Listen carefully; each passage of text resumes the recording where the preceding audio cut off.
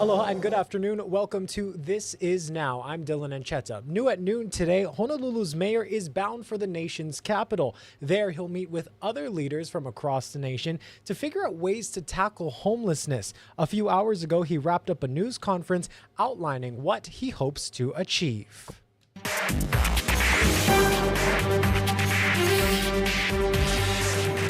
You know, we know full well the math doesn't work.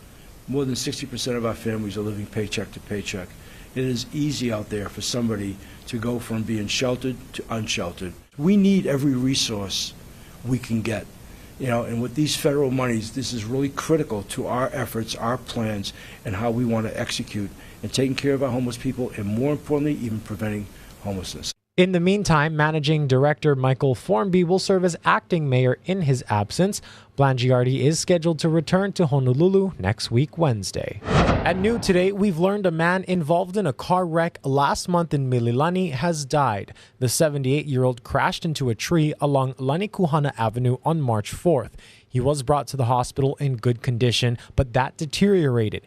HPD was told yesterday that the man died from his injuries. This is Oahu's 10th traffic death of the year. That's down from 17 at this point in 2023. A Maui resident is without a home today after a fire in Waihe'e. This fire began around 3 a.m. Tuesday at a building along Kahekili Highway.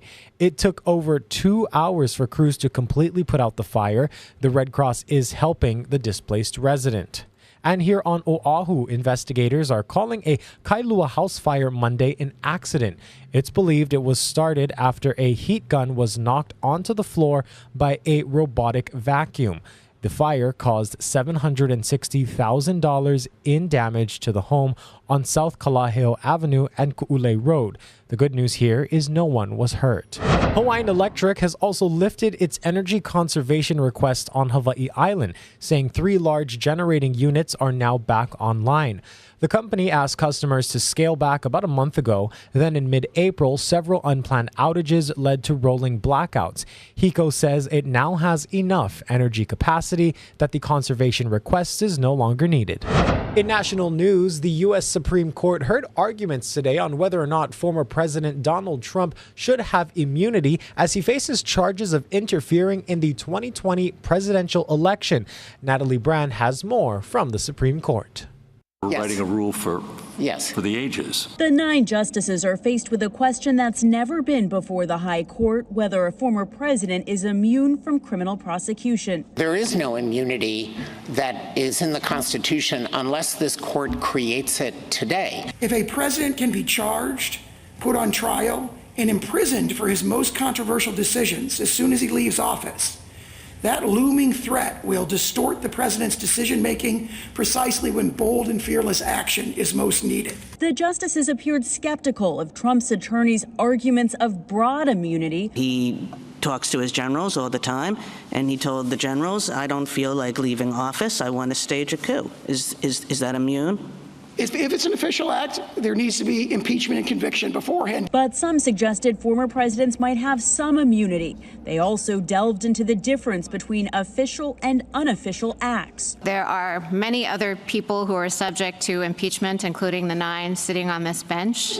And I don't think anyone has ever suggested that impeachment would have to be the gateway to criminal prosecution for any of the many other officers subject to impeachment. So why is the president different? In questioning that lasted nearly 3 hours. Legal analysts saw the justices wrestling with where to draw the line. I absolutely do not count to 5, meaning 5 out of the 9 justices, on either extreme position, on either that there's no immunity or that there's absolute immunity. Legal analysts say the Supreme Court's opinion could delay Trump's federal election interference trial until after the November election.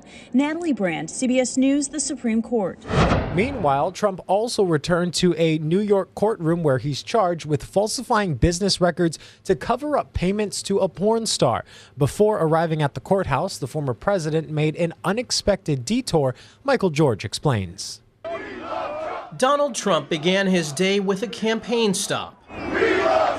Before heading to the courthouse, the former president greeted supporters at a Manhattan construction site and complained about his treatment in court. They've taken my constitutional right away with a gag order. That's all it is. It's election interference. From there, it was back to his criminal trial, where the former president is accused of falsifying business records to cover up a hush money payment to porn star Stormy Daniels. David Pecker returned to the witness stand. The longtime tabloid publisher said he worked with Trump to buy damaging stories and then squash them during the 2016 presidential race.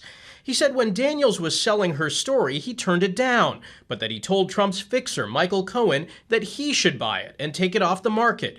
Prosecutors say the so-called catch-and-kill scheme was a crime. The reason the government says it's illegal was because it was done specifically to influence the 2016 election. Keep information from the public. The former president said this about Pecker. David's been very nice. He's a nice guy. Prosecutors say that was a message to Pecker and another violation of the judge's gag order. Trump, who's pleaded not guilty to 34 felony counts, will be back in court on Friday when Pecker returns to the stand. Michael George, CBS News, New York. And the New York Court of Appeals has overturned Harvey Weinstein's sex crimes convictions. The court ordered a new trial. The disgraced Hollywood producer was convicted in 2020 of first-degree criminal sexual act and third-degree rape. He was sentenced to 23 years in prison. Now, according to the appeals court ruling, the trial court allowed testimony about prior alleged sexual acts that portrayed Weinstein in a prejudicial light, and it should not have been included. The Manhattan District Attorney's Office says it plans to retry its case and remains committed to survivors of sexual assault. Weinstein is still not a free man, though. Last year, he was sentenced in Los Angeles to 16 years in prison for charges of rape and sexual assault. And back here at home, there's new movement in the battle over vacation rentals. The counties may soon have the power to turn those vacation rentals into long-term housing. A joint legislative panel passed a measure to make that happen, and the governor has indicated that he will sign it. Our Ben Gutierrez has more. Senate Bill 2919 is expected to win full approval from the House and Senate before heading to the governor's desk as soon as next week. This could have ripple effects statewide, but it's especially meaningful for the group Lahaina Strong. I think we've made our catch. After 5 months of protest fishing in front of Ka'anapali's resorts, West Maui activists say the legislature has finally taken a bold step to ease the housing crisis. Representative Kila. Aye. Representative Matsumoto. Aye. The recommendation is adopted. We have a bill. That bill gives the counties the power to convert short-term rentals to long-term. The group Lahaina Strong says it will open up units for wildfire evacuees still living in hotels. We've helped change that conversation of build to now, well, what about the inventory we already have? That's what we want to do. Increase the inventory of available long-term units for people on Maui. And many of those were previously long-term rentals. On Maui, that inventory includes old condo units that were exempt from a law that would have prevented them from being used as vacation rentals. I believe there are about 8,000 on the island and about 2,400 on the west side. Lahaina Strong says nearly 90% of the housing north of Lahaina are short-term rentals, forcing many evacuees to leave West Maui or the islands altogether. On top of keeping our people here and making it more affordable, we potentially open up an avenue to even bring our people back. Maui County is hoping to negotiate any legal challenges from short-term rental owners while also seeking more state money for the fire recovery. The mayor asked lawmakers for $125 million last week. So far, they've offered half that in a loan with interest. The last thing we want is for anyone to feel any resentment towards our county or our town because they think we're swallowing up their needs, which is not what we're asking. Meantime, the people of Lahaina Strong say they will remain on the beach at Ka'anapali after making their big catch. Still reeling it in. We're getting to the end of this, but we will claim that this will be a victory for us for sure. Mayor Bisson says he's hoping the federal government can reimburse the county for the proposed loan from the state. Ben Gutierrez, Hawaii News Now. In news out of Maui, tempers flared in court yesterday as a man was sentenced for killing his girlfriend's other boyfriend. Our Chelsea Davis was there as the two families got into a heated argument. Eleanor Pacheco carries her son's ashes as she walks up to the stand to address his killer. 48-year-old Justin Nama'u was found guilty of murdering 45-year-old Dennis Pacheco in Kanaio in 2018. Nama'u admitted to killing Pacheco but claimed it was during a struggle after finding him in bed with his girlfriend. Pacheco's mother and sister told Nama'u how much heartbreak he has caused their family. He cheated me and my ohana from ever hearing him again, the words, "I love you." Justin, you will never be half the man Dennis was. You are a disgrace to us, your family, and yourself. When it was time for Nama'u's family to speak, it got heated. Mrs. Pacheco, I know how you feel. I lost my daughter. The same time you lost your son. Yeah, I know that. I'm not making no excuses. I'm not. When Nama'u addressed Pacheco's family, tempers flared even more. They got caught and they reacted. They reacted on me. Smoking ice all night. They showing up. No. I caught them. What? All lies. And you know it. No, that's a lie. She even whacked me with the box girls. What you mean never put on? She even whacked me with the okay. The judge had to call a recess to calm everyone down. In the end, both families hugged and Nama'u came back up to say he was sorry. No words I can say could change. Time will come. I mean, what's done, what I did is done. And for that, I'm sorry to the Pacheco family. Nama'u was sentenced to life in prison with the possibility of parole, plus an additional 20 years. We can forgive, but we will never forget. We have my brother's ashes, and he's still alive. Pacheco leaves behind 4 sons and 1 daughter. Chelsea Davis, Hawaii News Now. Also on Maui, the Maui News will discontinue its daily newspaper starting June 6th. The 124-year-old media outlet will produce a printed edition only on Thursdays and will provide most of its news content online at mauinews.com. In a letter to its readers, the publisher said, "This is the future of local news, and the transition will allow staff to continue serving its readers in the most effective manner." Some workers, however, say this is a mistake. A lot of our subscribers, as I said, like to pick up the newspaper and read it that way. Some of them don't have online access or don't care to have online access. So we feel that this is a huge loss for the community, a huge loss of a shining star icon, community resource that will probably never be back. Contract negotiations, which started 4 years ago, are still continuing with owner Ogden Newspapers based out of West Virginia. No word on layoffs or pay cuts. We've reached out to the publisher for more details. And where are we taking you live now? How about Santa Monica Beach, California? It's about 63 degrees there, nice ocean conditions. Stay with us. We're going to take a short break. After this, we'll take a look at our weather here in Hawaii.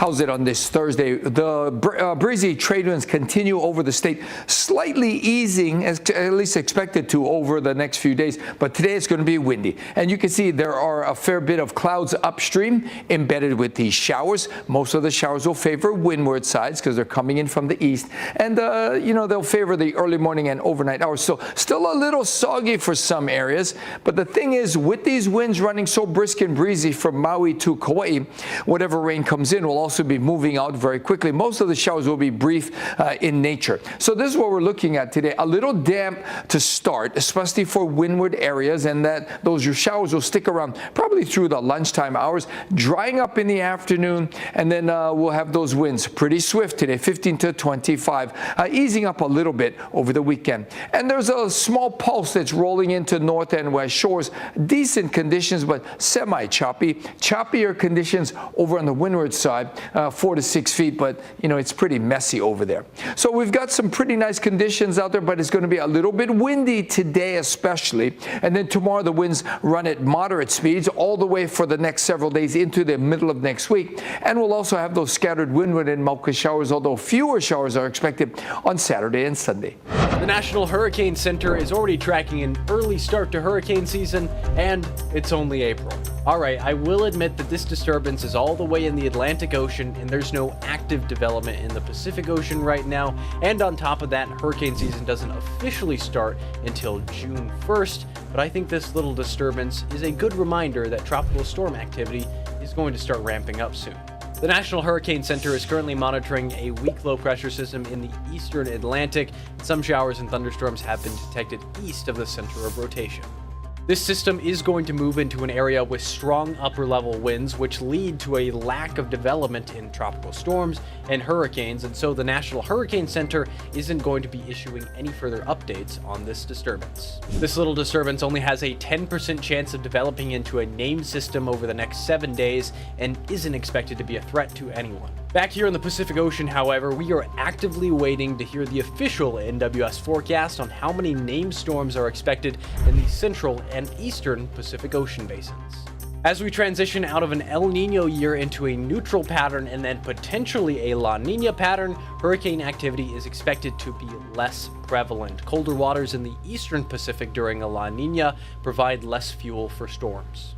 But as we say every season, it only takes one storm and we should be prepared. In today's news from the feeds, we take you to Paris, where that city is preparing to host the 2024 Olympic Games. But top of mind for organizers is climate sustainability and going green. National climate reporter Chase Kane explains.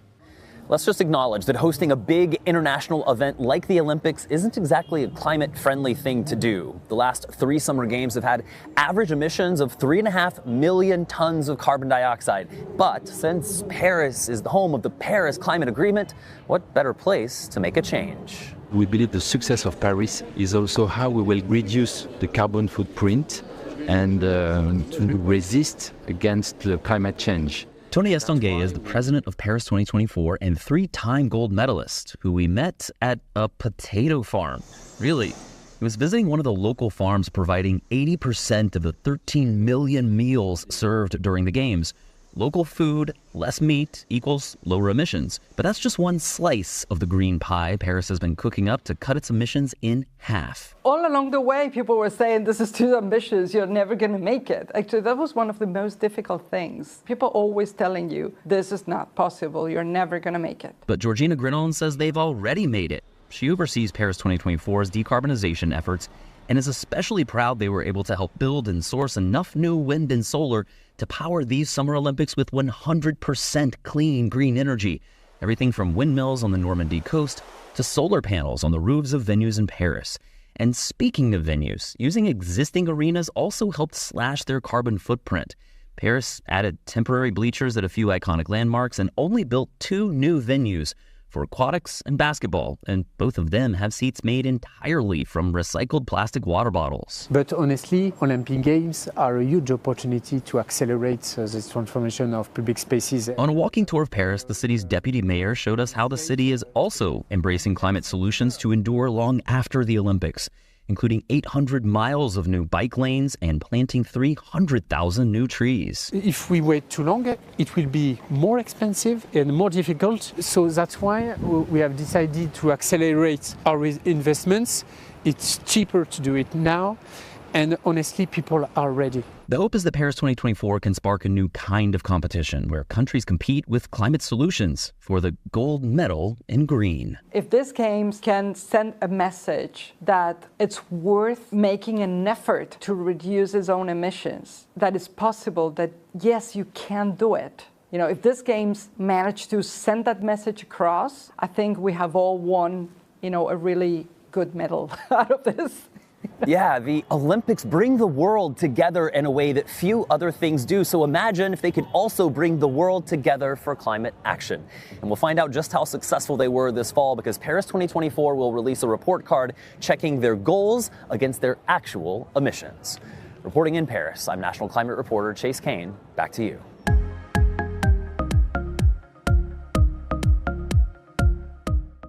And today's Good News Now story is for all of you history buffs. Archaeologists have made an incredible discovery in the cellars of Mount Vernon.